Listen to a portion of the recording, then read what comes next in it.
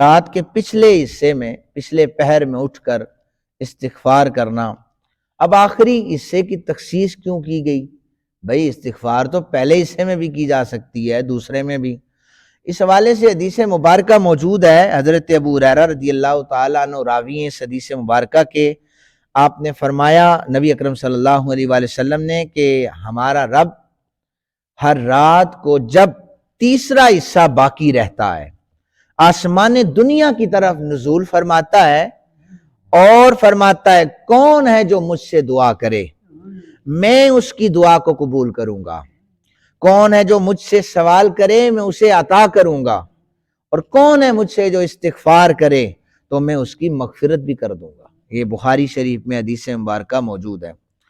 پھر آخری حصے کی وجوہات بیان کی، کیونکہ ایک وجہ یہ ہے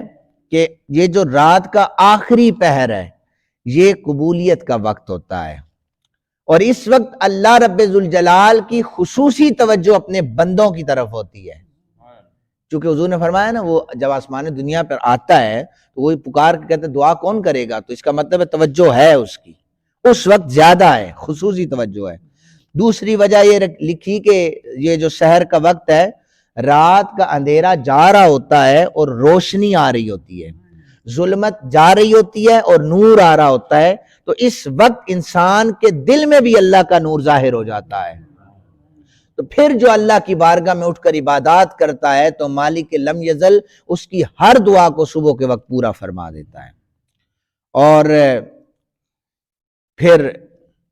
فرمایا تیسری بات کہ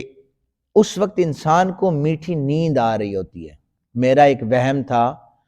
وہ بھی اس اتوار کو پورا ہو گیا۔ میرا یہ تھا کہ اب اوقات جو ہیں وہ ٹائم شارٹ ہو گیا، تو لوگ دفتروں میں جاتے ہیں، تو کوئی مغرب میں نہیں پہنچ سکتا، کوئی عشاء پر، کوئی فجر میں،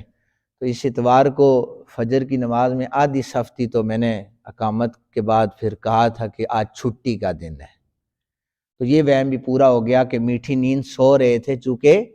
چھٹی کا دن تھا، مسلمانوں کی چھٹی کا دن تھا، اس لیے وہ نماز فجر پر کم تعداد میں آئے تھے۔